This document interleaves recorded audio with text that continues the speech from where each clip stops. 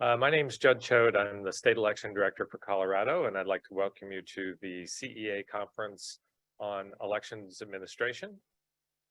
You can see that we are here at the University of Minnesota at the Hubert H. Humphrey School of Public Affairs, and want to welcome all of you, those of you in the room, and also those hundreds of people that are joining online. So welcome, it should be a good day. Let me walk you through a couple of important notes. First, you can see on the slide that there is captioning available that you can use in case you want to see the words on the screen. You can also provide questions online, and we will be curating those questions throughout the broadcast today. So I'll be working those questions and then handing them to the moderator, and the moderator will be able to ask the questions that are appropriate for the panels. So please do feel free to provide a question along the way for any panels that you feel might be appropriate. On the screen, you will see the closed captioning and the ways in which you can participate. All right, next slide, please.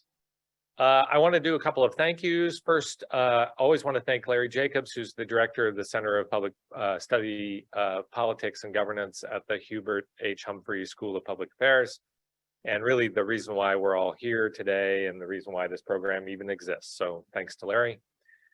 Lee Chittenden, who is the administrative director of the CEA program, and then Cody Jackett, who's a program specialist, who is the reason why all of this technology and all of this is working right now. So I want to thank Larry, Lee, and Cody.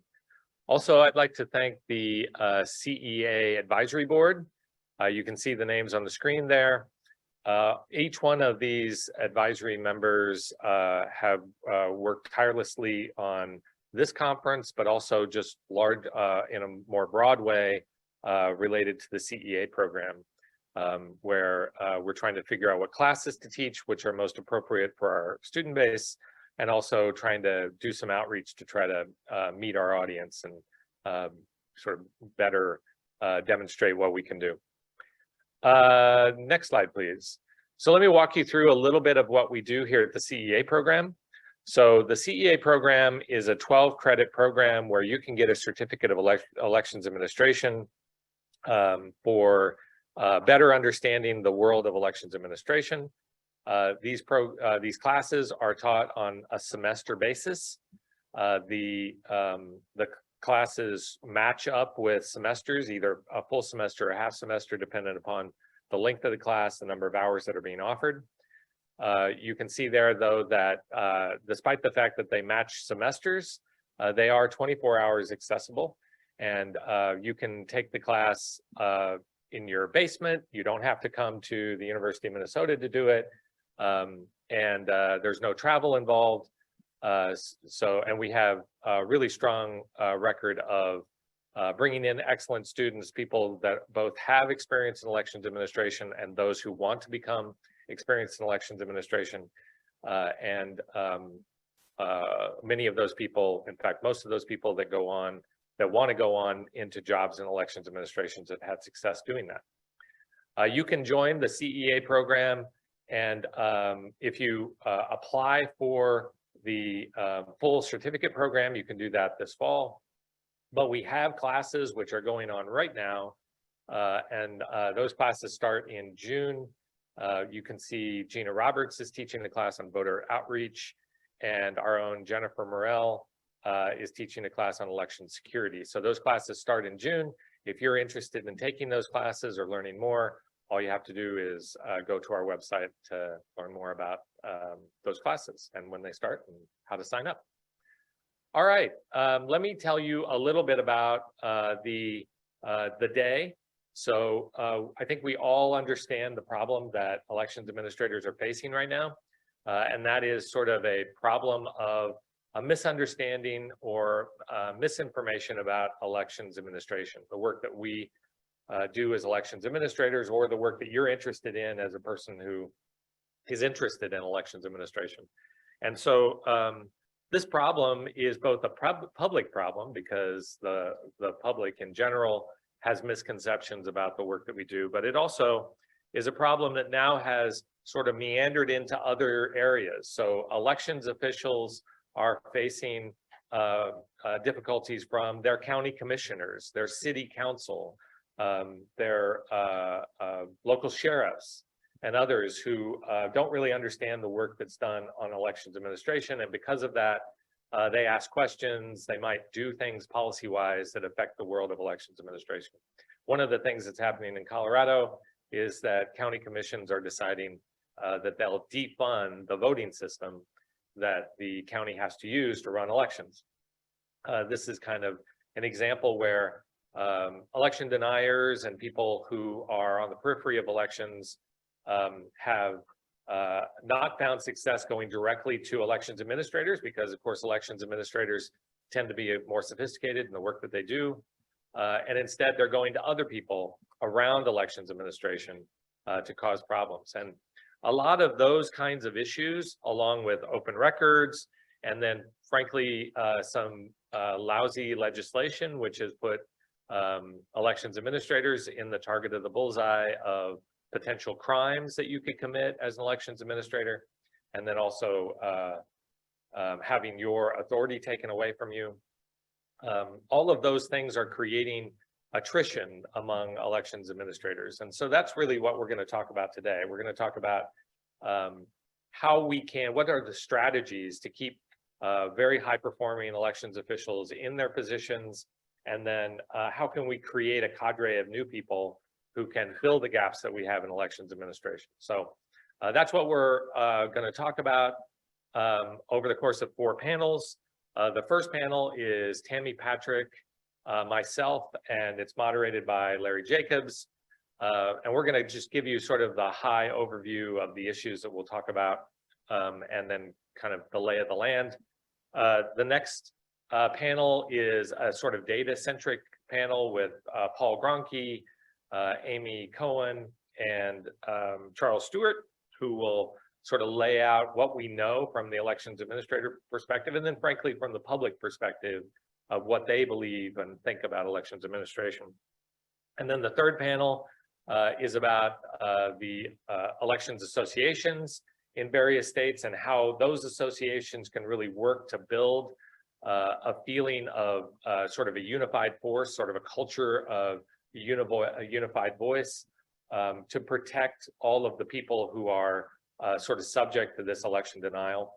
And that panel is Amy Farrington, Shelley Poland, and Matt Crane, 3 either executive directors or presidents of elections associations around the country. And then finally, we'll tie it all up in a nice bow with Matt Masterson, Jennifer Morell, and Ryan Ronco, who will walk us through how the CEA programs, how a CEA program along with the Election Center program and other of these national programs can tie to this idea of local strong certification programs and trainings done at the state and local level.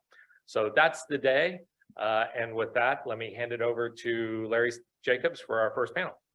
And I'll scoot over to the panel. Great. Thank you very much, Judd, for that terrific welcome to get us started. Well, let's just jump right in. Tammy Patrick, thank you so much for joining us. It's always great to have you in the conversation. So thank you. Tammy, this is the Thanks for having me. Wish I could be there in person. Can you not hear me? I can hear you now. Great. Okay, sorry. Yeah, thank you so much. Welcome to my quarantine. Well, it's we all wish you well and wish you a quick recovery. But thank you so much for joining us, particularly given the fact that you're in quarantine. Let me just start with, a flashback. If we were having this conversation a decade ago, we would be saying, oh, wow, we got to do something about the growing number of retirements. We've been talking about this for a long time. We've got to really do something about building the bench for the next generation. What's different now? I would, that's a really good way of introducing it, because I would say that a decade ago, we had that conversation with the PCEA. One of the questions that we kind of approached with the Presidential Commission on Election Administration was this notion of professionalism. And we did get a little bit of pushback on calling it professionalism, but really it's a way in which states, whether it's through the state association or through their chief election official office, lieutenant governor's office, secretary of state, state board, as a way of formalizing the instruction of the uniformity of the administration in a given state. And we saw that there were some states that had phenomenal programs, very strong programs, had their own certifications, their own curriculum. And then there were some that either had a loosely knit social network, for lack of a better term, that didn't have the same sort of rigor. And so it was after the PCEA, as I was spending some time at both the Bipartisan Policy Center and at Democracy Fund, when Stacey Choate had this idea that we need to bring together some of the leaders from state associations so that we can provide a convening space, or could provide a convening space for people to share what they're doing and why they have legislative committees. What is their chain I almost said chain of custody. What is their chain of leadership? Is it formalized? And it was through those meetings that we really realized the importance and the desire and the need for this sort of conversation. And so it is necessary now, because we know that there is an aging demographic within election officials. I know you mentioned Professor Gronke will be talking with us in a moment, but I do want to just briefly share some other work here very, very briefly. I have, believe it or not, I have a slide or two, because I think it demonstrates that we do see this aging demographic leaving the field. Now, some have called it the mass exodus. Some of it is in response to the 2020 election. Some of it is in response to many of the things that Judd laid out, as far as people are exhausted. And when you have a field and a profession where, quite frankly, oftentimes you're underpaid, under-resourced, and now you're under attack, people are more likely to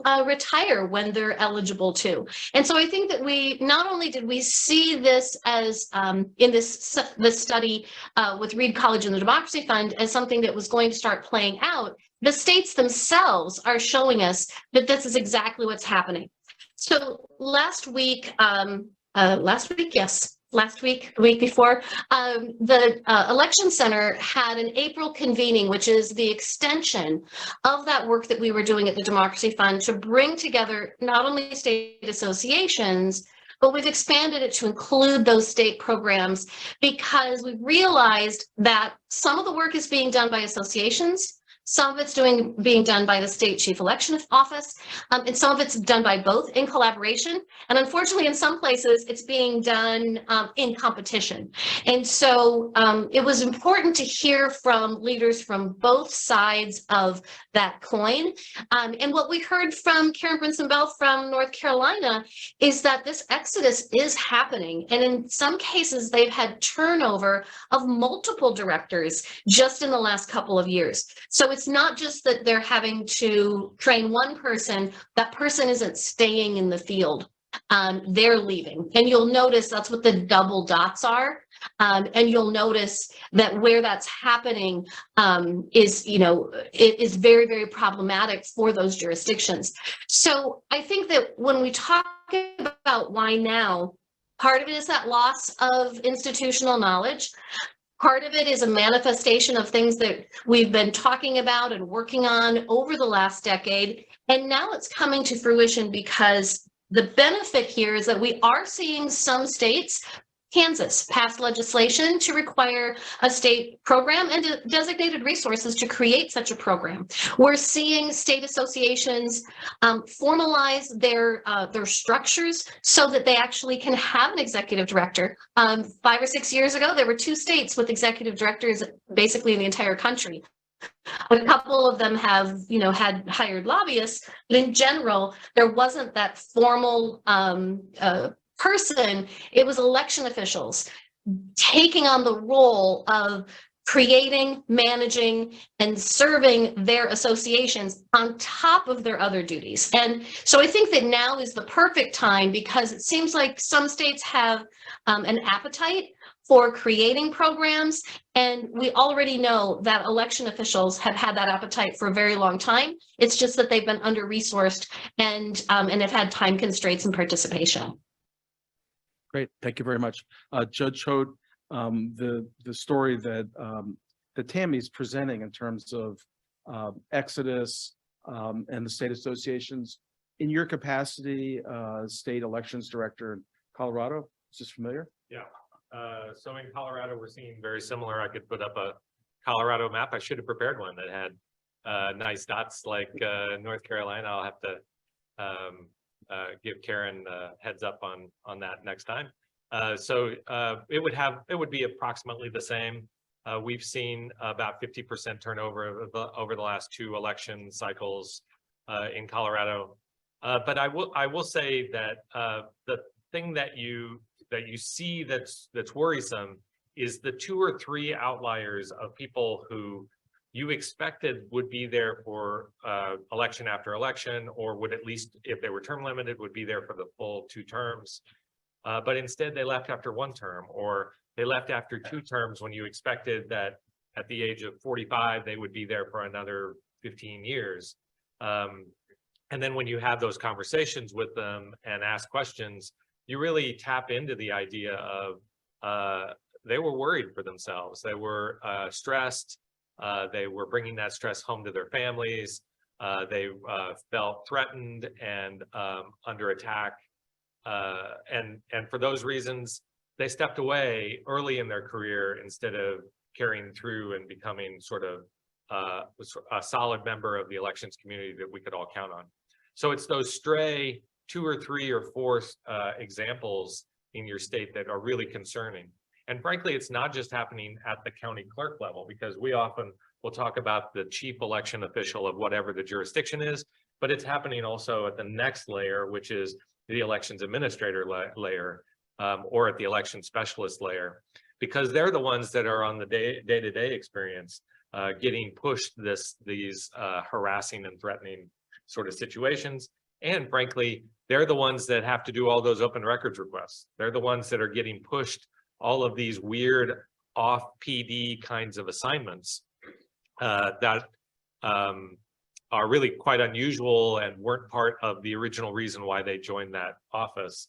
And so, frankly, a lot of that work is legal work. And in many cases, these are not lawyers or people that wanted to be lawyers.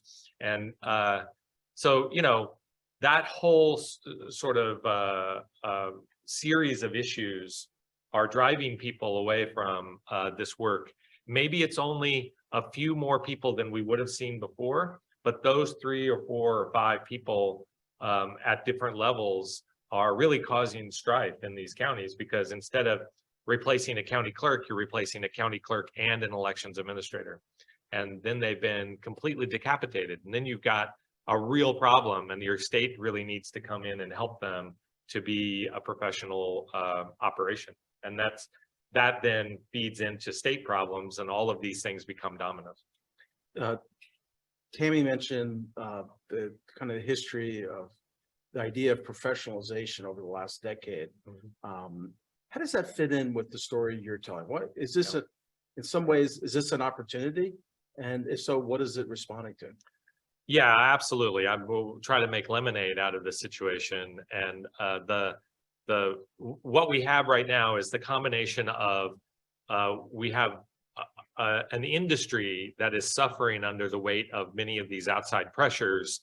We used to be sort of the sleepy backwater of local public policy, and now we're front and center. And so that's requiring a different set of skills. It's requiring a different background and education.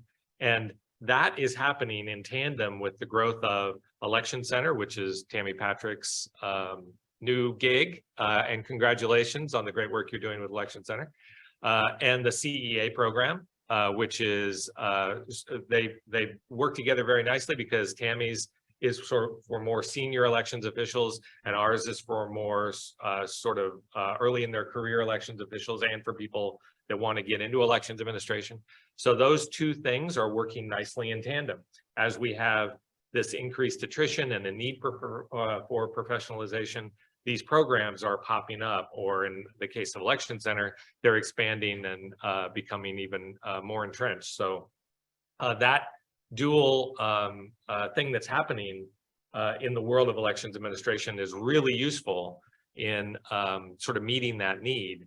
And I'm hopeful, and I think this speaks to what Tammy was saying, that the PCEA proposals of now a decade ago are where we're headed in the professionalization of the industry, where really to be successful as a candidate for a job, you should have already taken some trainings. You should already understand the world in which you're getting into. And to be good at the job at an entry level and have a chance to become better at the job at a secondary level, you should be taking accreditation classes at your state level or at your local level, or perhaps at one of these national programs. And then and as a candidate for a county clerk's position or related position, you should have already gone through Election Center, or you should be at the PCEA, so or at the CEA program. So there's this, all of this should be sort of the foundation work that leads us to a more professionalized industry.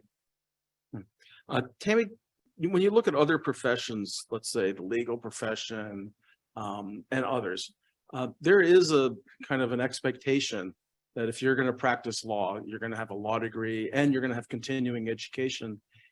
Does that strike you as a kind of a model for election administration? I mean, there's a tremendous amount of talent, and those of us who know what goes on a regular basis are awed by what is done and the level of competence. But when you look to the future and the idea of professionalism, do you see the kind of certification, the ongoing training from other professions that you'd like to see in election administration?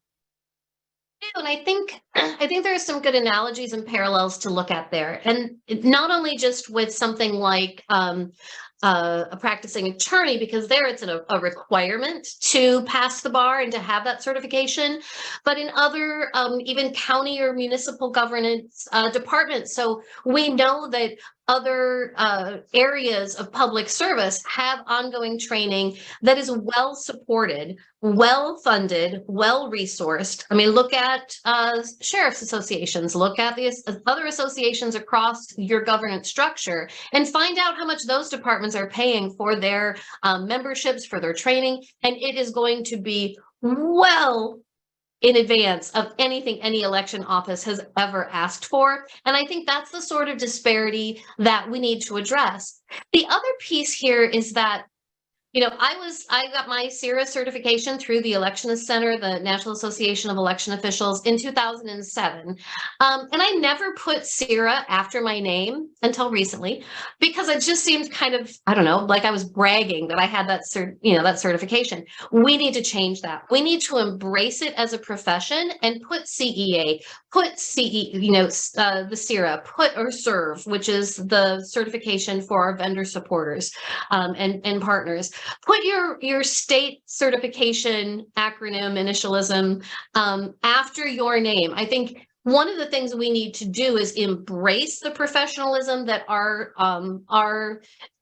life's work already has, and demonstrate that to the world. Now, I mentioned the notion of making it a requirement. There are jurisdictions that are while it may not be a requirement to be certified, they are in fact using it in the hiring process, in their job descriptions, as something that is aspirational or something that will give a candidate, a leg up on other applicants.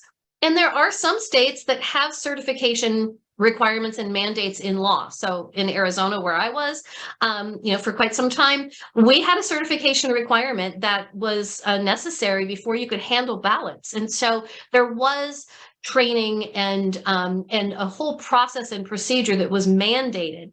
Now, along those lines, if you're going to have a mandate, you darn well better support it with the resources that election officials are going to need. Also with the understanding that it's going to be challenging for our rural and our very remote offices because, and I don't want to steal all of Professor Gronke's thunder, we know that there's a third of the election of offices in this country. They don't have a full-time elections employee. So how do we reach that election professional with what they need in the right and appropriate way? And I truly believe that that's through the state associations and using those state associations as a way to provide uniformity of understanding of both the state law, but also exposure to all the things being offered at the national level. You named a number of people that are speaking today from national organizations that provide all sorts of tools, trainings, resources, and that's really what we need to embrace in this moment.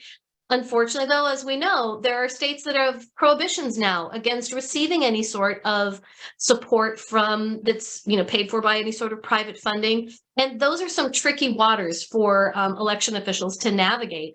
And as Judd mentioned, in some places, there are some really severe repercussions if they get it wrong. So that's an answer that's all over the place, but there's just so much to talk about. I think that the rest of the panels can clarify anything that I got wrong. Well, that's very helpful. I mean, Judd, do you see the kind of professionalization as having this kind of almost sociological effect on others? I mean, you get the training, yes, but it's also about credibility, right? And it's also about establishing election administration as a career with an appropriate and comparable level of reward and administrative support. Absolutely. The other feature of it is if you are aware that there is a certification program for elections administration, either within your jurisdiction or nationally, then you have now a group of people that you are identified with that are your colleagues nationally as well as locally or in your state. And you then feel sort of allied with this group, and you can rely on that group. And Election Center obviously has had great success of over 1,000 graduates. I think you guys are nearing 2,000 people associated with Election Center. Congratulations, Tammy. So what is that? That's a universe of elections administrators who are aware of each other and can connect with those people and feel like you're part of a group of people that understand the world in which you live. And frankly, I will give you the opposite side of that coin, and that is when you have people who are not connected to their state association, who are not certified, who did not go through the process of understanding the work that they do, they are much more subject to people who don't understand the work that they do, but can tap into their fears about their lack of understanding. And we saw that in Colorado, where we had a county clerk who succumbed to election deniers and made some very poor decisions, frankly, decisions that likely will alter her life going forward. And in many respects, that was because she wasn't connected to her organization. She did not feel a part of a group of people that she could rely on and ask tough questions of. And it's just, it's a really sad situation where somebody's done some real harm to their future. And in doing so, did nothing to illuminate the world of elections administration, quite the contrary. So that's sort of the downside to, if we don't professionalize, if we don't do a better job of becoming part of a whole, then we expose ourselves to those possible downsides as well. Tammy, there's a lot of talk, and there has been for years, about state associations and the roles that they can play. Now, there are a bunch of folks joining us online who may be new to election administration. Could you give the Tammy Patrick concise description of what is a state association and what is the role that they can be playing or are playing now and could be playing in the future? Larry, I don't know that Tammy, Patrick, and concise have ever been used attached to one another, but I will certainly try. So across the 50 states, there are roughly 168 or so associations of election officials who have some role to play in how elections are conducted in their state. And actually that list is available on electionline.org under state associations. And if you go there and you see something that's out of date, let us know. But basically what you'll see there is that you'll find states like Florida, where the Florida supervisors of elections handle all of the election processes. So everything from registering a voter to having candidate filing, to getting that voter a ballot, to counting the ballot, to results, they do it all. Other states have those different activities divided up, and you might have 5 associations in some of the states because one election official may only have the voter registration piece of it. Another department, another election official may be the person who handles vote by mail or absentee voting. Another may handle candidate filing, and so on. So these associations are varied, of course, like everything in elections across the country. And their role of how they play out in their state is also dramatically different. And this is some of what we found in our meetings and our biannual convenings with election officials. So there are some that have a very formalized structure. They have trainings, they have multiple conferences a year, they have communication channels and networks. They have committees that address legislation. Others, they get together maybe once a year. And I've had people tell me, I didn't know state associations could be a robust, professionalizing gathering. It was always kind of like a family reunion in my state. We didn't really have any formalized structure. So there are, there's that spectrum of what a state association is, what it does. And I think that the real takeaway here is that we love to talk in elections about one size doesn't fit all, one size doesn't fit all. But at the end of the day, there's so much that people are doing that's exactly the same type of activities, the same type of tasks. And we should be looking at how can we distill down to the basic needs of what election officials are in a state. And if I could, I'll just share really quickly I have 2 more slides. Believe it or not, I kept it to only 4 slides. And the example that I have for a couple of the trainings, if I can get it to advance. Here's an example from the Florida supervisors of elections, and this is their curriculum for all the courses that they have. You will see it is incredibly robust. It is extensive. It's comprehensive. They've won a number of awards over the years because of this program. And it goes on with recertification. There are, all sorts of great content here. This, while you may not be able to replicate it exactly in other states, is a great example of what some states are doing.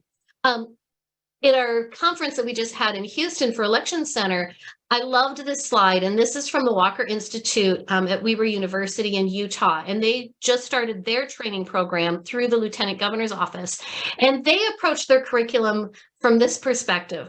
Half of it's the toolkit, and half of it's for your soul.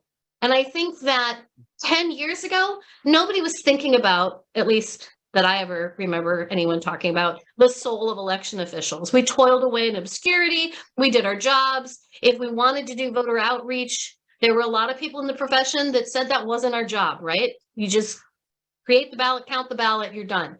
But now we're in a different place. And I think that this is really where even the most established programs can step back. I know I'm doing this with our CIRA program and with our REO program, which is our state-based training that we do for state associations through the Election Center, and thinking about how do we make sure we're doing all of these things, that we're covering the skills, but also those less tangible skills that we need in order to maintain, a perspective that allows us to do this work. Because for as passionate as everyone is who gets into election administration, it can really take its toll in the current environment. So we need to make sure that we're feeding both the knowledge that's necessary, but also that that desire to go back into the office yet again and take on yet another day, because it's going to be a different day than we've ever seen before. Judge Choate, I know you've had a lot of experience with state associations as well. Yeah, so the one thing I would add to what Tammy said is state associations also give individuals who individually have very little power in public policy making, collective power to affect public policy making at a state or potentially even national level. In Colorado, the state association is very powerful, as witnessed by how legislation often that the state office, my office, might oppose or feel uncomfortable about the state association. They can go to their members and lobby across the legislature, legislators, senators and House members, and get something through that our office would be, well, we would do it differently than that. And they have more power to get that done than pretty much any other organization in state government. We are about to run out of time, so we're going to have a lightning round here. I'm going to have a question for each of you, and it's going to be a test on conciseness. Okay, I'll try to pass.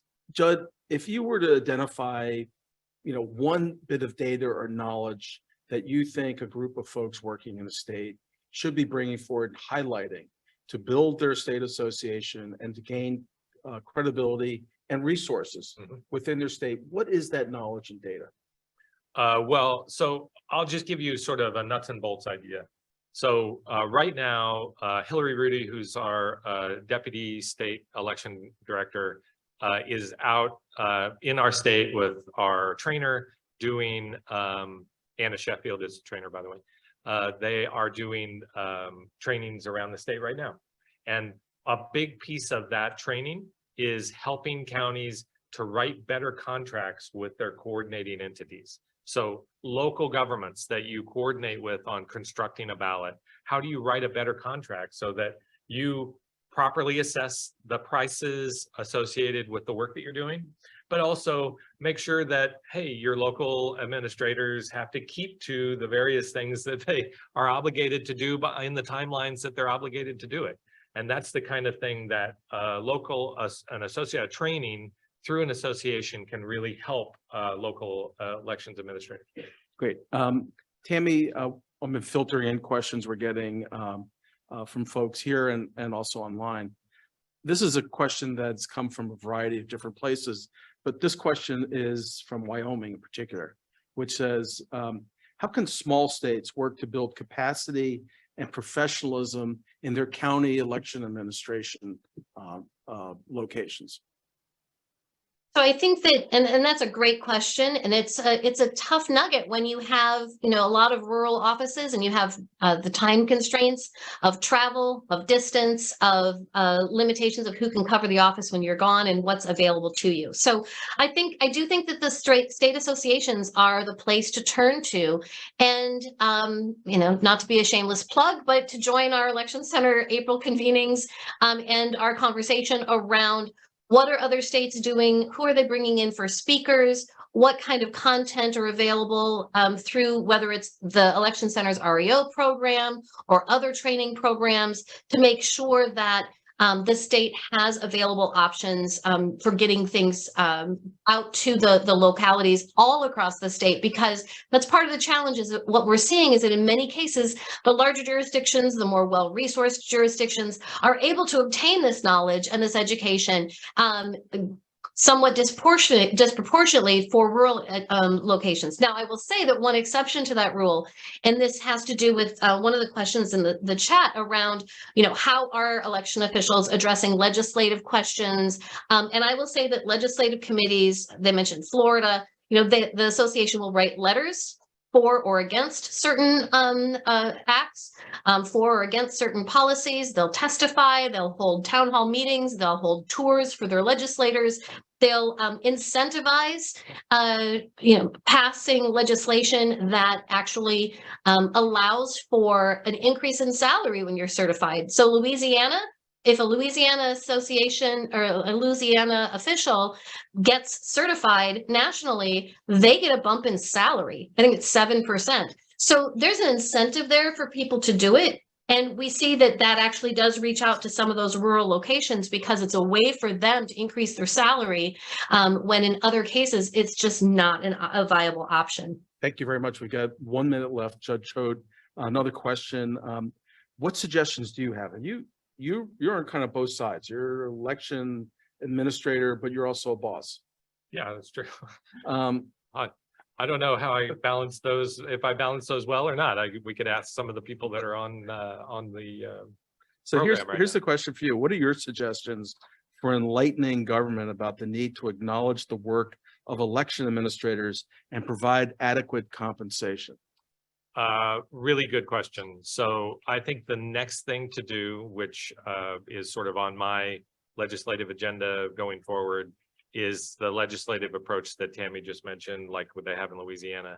I think that's the next barrier for us, which is creating ways in which the state law or state policy permits or even requires that people at certain levels of elections administration get paid at appropriate salaries. Great. Thank you very much, Tammy Patrick. Always great to have you. And I just love this kind of camaraderie that you and Judd have with regards to your respective programs. That's exactly what we need. And thank you very much, Judd Choate, boss and colleague. And we're now going to shift over to our next panel. Thank you.